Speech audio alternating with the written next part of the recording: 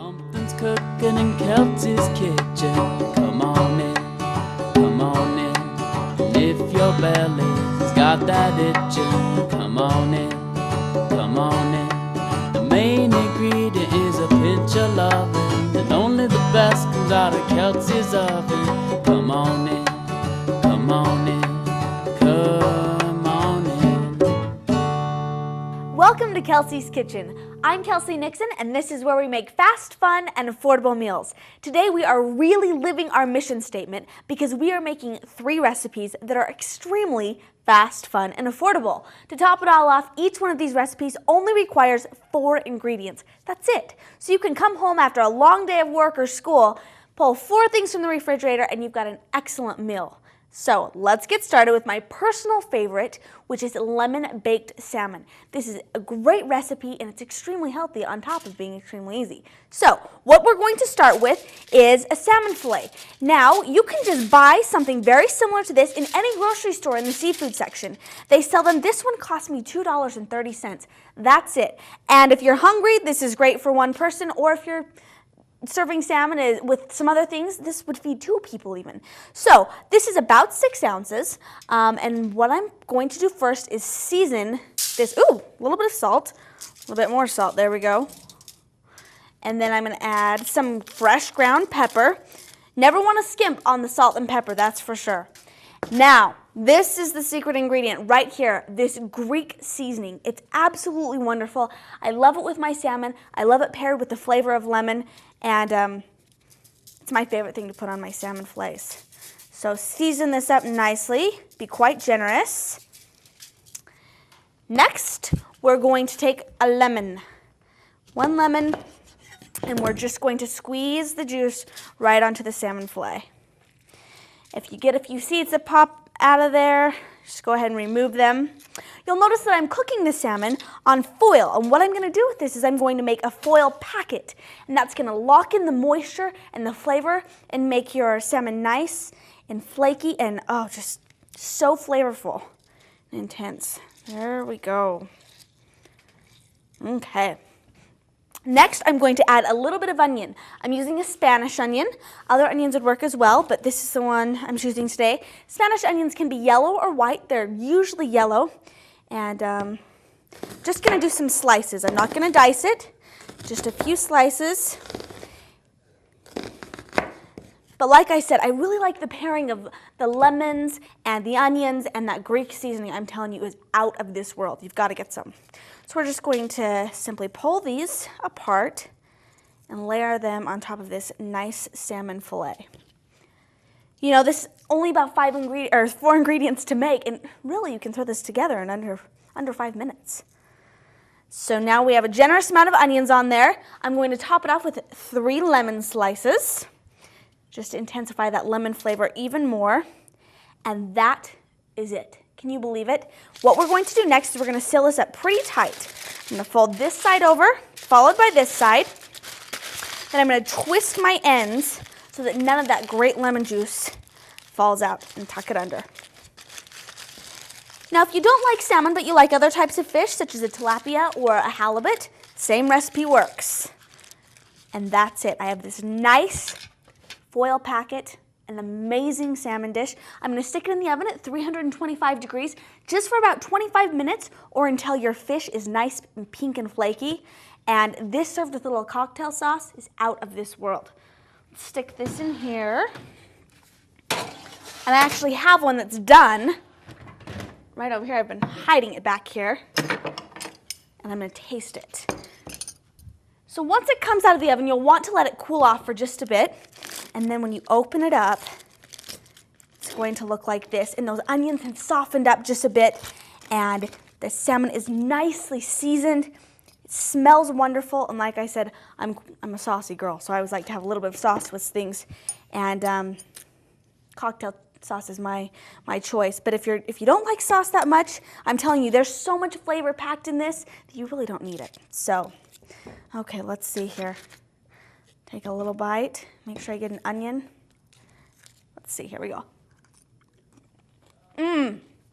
Absolutely wonderful. I'm telling you, that Greek seasoning, so good with the lemon.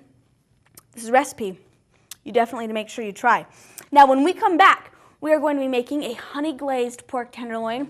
Only 4 ingredients, and I'm telling you, this is a man's dish. This is a good, nice meat that's so easy to throw together. See you in a few minutes.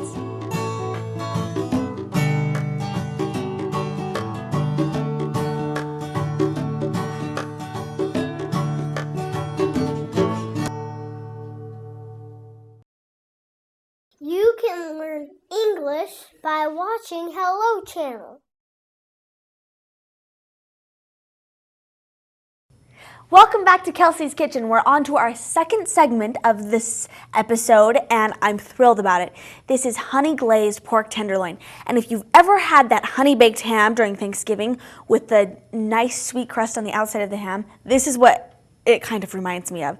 But this is much more healthy. I'm telling you, pork tenderloin is the best kept meat secret in town. It's extremely inexpensive. This piece of meat right here cost me about $3. It's very healthy for you. Only 120 calories for 4 ounces, which, I mean, you can't beat that. And it's a very tender piece of meat as well. So that's what we're using today. Whenever I make it, people rave about it. What we're going to start out doing is making a marinade for this. Now, I'm going to add 1/4 of a cup of brown sugar and a half cup of honey. Now, brown sugar is basically just white sugar with molasses added. So this really has that nice, rich honey molasses flavor, and it's going to form that beautiful crust on the outside of our meat. And last but not least, I'm adding 2 teaspoons of mustard. This is just prepared mustard. If you'd like to use Dijon mustard or honey mustard, that's fine. Just whatever you'd like. Okay, next I'm going to just blend this all together. Now, marinades, lots of college kids or single people will shy away from them because they do take time. The best advice I have for doing a marinade is before you head off to work or school in the morning, throw it together, stick it in your fridge, and then when you come back, all you have to do is pop something in the oven. And what marinades do is they make your meat extremely tender, and it intensifies the flavor. Throughout the day, the marinade's going to just soak up into the meat and taste so much better. I'm telling you, it's worth it. I've actually made this recipe where I put the tenderloin in the marinade and had it marinate all day and came home and made it. And I've also just put the marinade on top of the meat and cooked it right away.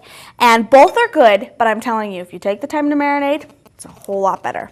So as you can see, once we blend this all together, we have this nice caramel color. And let's move on to our meat. Like I said, pork tenderloin. When buying a pork tenderloin, you'll want to make sure that there's a little bit of marbleization going on, so you have a little bit of white color. You never want this part to be yellow. That means it's not that fresh. So let's salt and pepper it because we're never going to skip that process, right?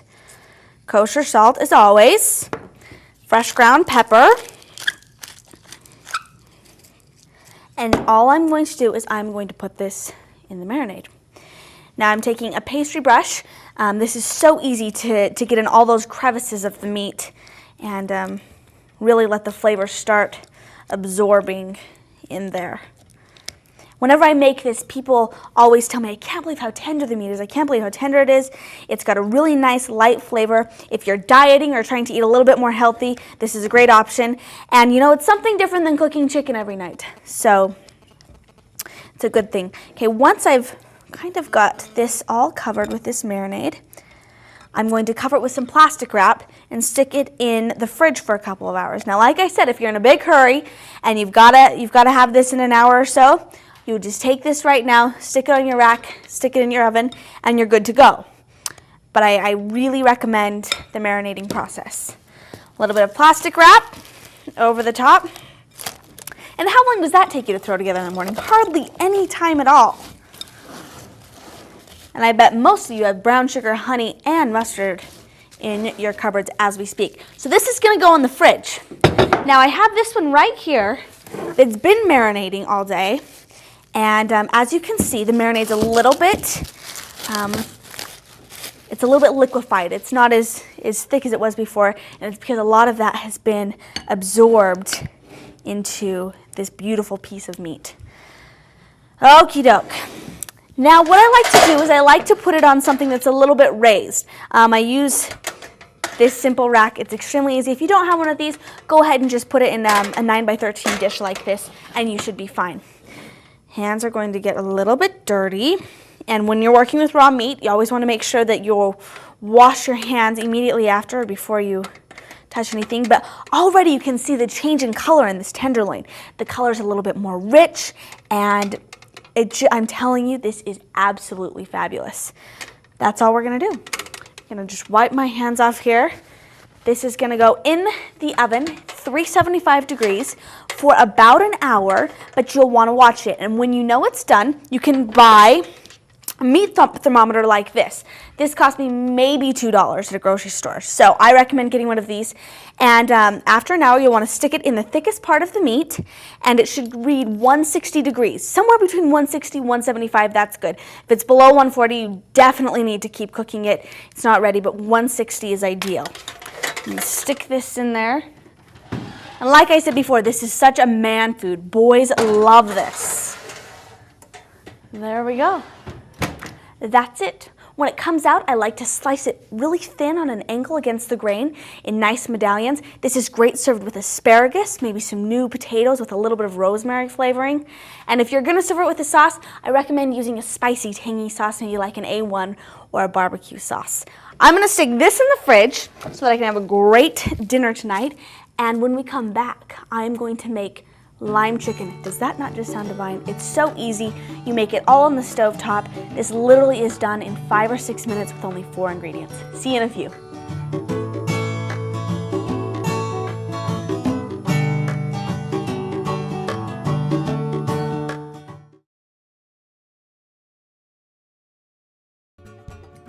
Thanks for watching Hello Channel.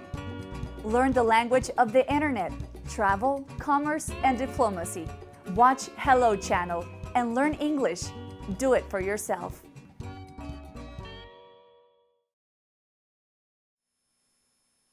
Welcome back for our final segment. Now today we are really cooking fast, fun, and affordable. 3 dishes, only 4 ingredients. This is the last one, and it's lime chicken.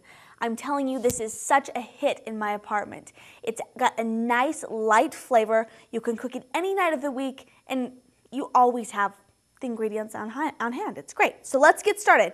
I'm going to start heating my pan just a bit. I'm going to use just a little bit of oil because I'm not using a nonstick skillet. Now, if you don't own a skillet yet and you're a college student, I would suggest getting a nonstick because you don't need oil or anything like that. Now this, because it's stainless steel, we've got to make sure that we add a little bit of oil so that our meat doesn't stick to the skillet. Okay, that's going to start heating up just a bit. And while that's going on, I'm going to get the limes, because how can you have lime chicken without limes, right? 3 limes. Now, when using limes, actually I've got one right there. When using limes, to get the most juice out of them, you want to roll them like so. Especially when they're not great limes. Right now is not the perfect season for limes. It'll start about May, but definitely will still work. I love the flavor of lime. It's nice, it's refreshing, it's a little bit tangy. Let me tell you, we're using them today, 3 of them. Roll this one just a bit. Okay, we're gonna cut it in half and just start squeezing right into our skillet with our oil. Now, if you're not getting that much juice out of your lime, one thing you can do is you can take tongs and squeeze the lime and you'll get a little bit more juice out of there. A little bit easier. Okie doke. Keep squeezing. That's for sure. There's a couple of different kinds of limes. These are key limes, which are a little bit smaller. They come from Florida. And actually in other countries, you can only get key limes at nice gourmet markets.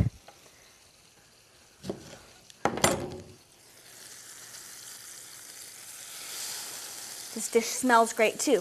Now the one downfall to this dish is that there's not a lot of color to it. So I like to serve it with some Spanish rice, which adds that nice orangey red color.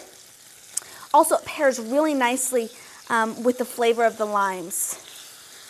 Okay, and one more lime. Before we cut this, one thing I'm going to do is I'm going to take this. It's called a microplane.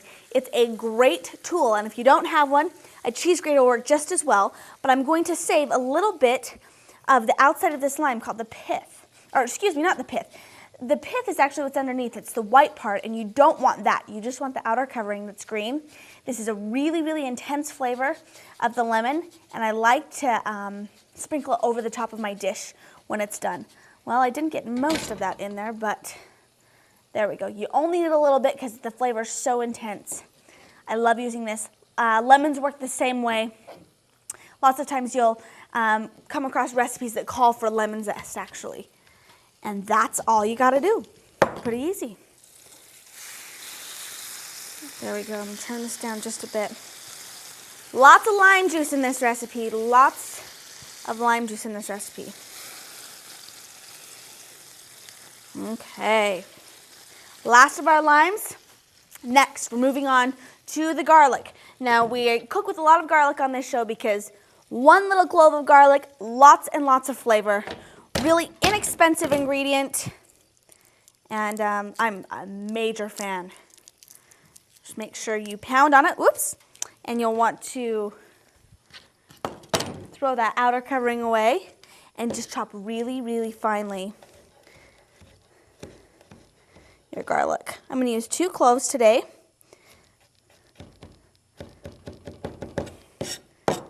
One there, and then this, same thing, just smack down, and that shell's going to come right off. On the way. Want to take off the ends. That's that bitter part that we don't want. Throw that away.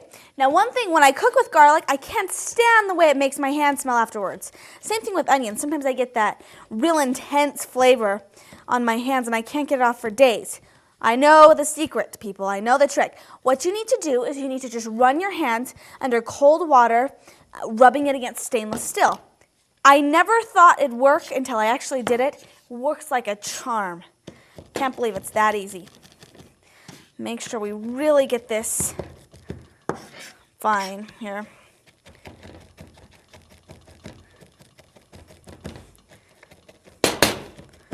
Okay. And then this is going in our skillet. It's going to taste great. Okay, now that we've got that going, turn the heat up just a bit onto the chicken. Now, I'm going to cut this in some long strips, and one tip to do before that is to freeze your chicken for just a bit. I stuck this in the freezer for about an hour, and it's going to make it a lot easier to cut. And all I want to do is cut strips on a diagonal so that my chicken is all uniform.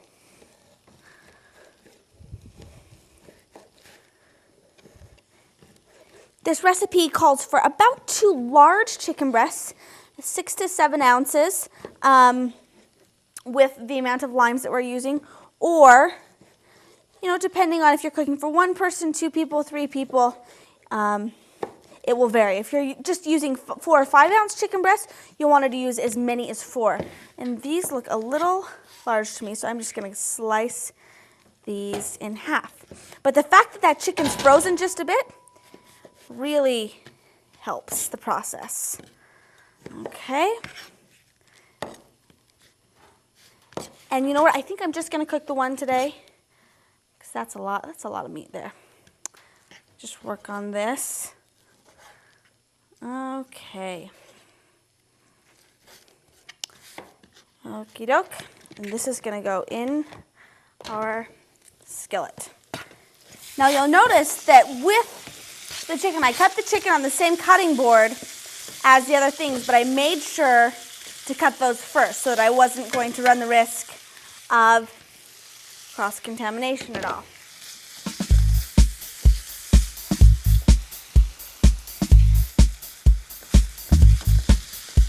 Isn't it pretty color?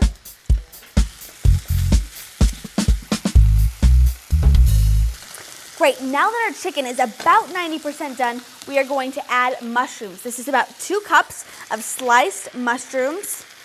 And you don't want to add them until your chicken is about 90% cooked because mushrooms just absorb liquid like crazy. So they just take a few seconds to really cook. Now, it also depends on how you like your mushrooms. If you like them with a little bit more texture and shape, then you don't want to cook them as long, obviously. But I love the mushrooms paired with the lime and the garlic. Great flavor combination. Also, you'll notice that how beautiful the color of this chicken is. It's a nice caramelized brown. Tastes wonderful. We got food going everywhere here. But you'll notice that my pan is extremely full, but that's because these mushrooms are really going to shrink down. As soon as they absorb that moisture, they're going to take up half as much space as they're taking right now. Music-y. You guys got to make this. This is so good. Work.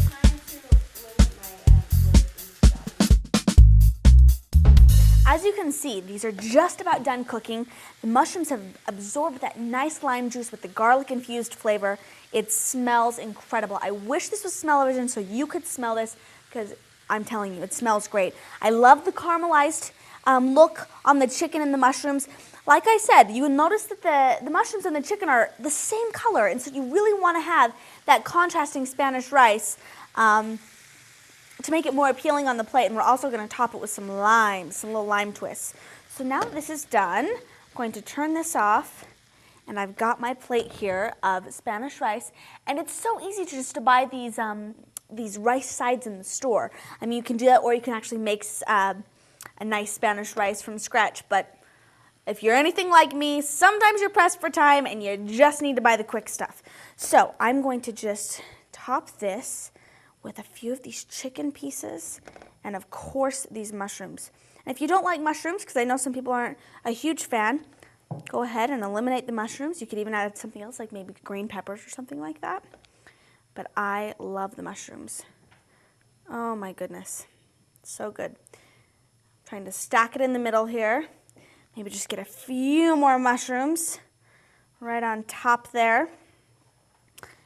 And then I'm going to take a lime. Now what I did is I just took some lime slices, sliced them thin, cut out a little triangle, and I'm going to twist it right on top. Doesn't look too bad, does it? For only 4 ingredients, just 5 or 6 minutes, that's all it takes. You've got this wonderful chicken that's infused with lime and garlic flavors over this nice Spanish rice. I'm telling you, this is a great dish, along with our honey glazed pork tenderloin and our wonderful lemon baked salmon. I hope that you have gotten an idea from one of these recipes and that you've got 4 ingredients to throw together a great main dish at the end of the day. Log into www.kelseykitchen.com for more fast, fun, and affordable recipes, and we'll see you next time. Thanks for watching.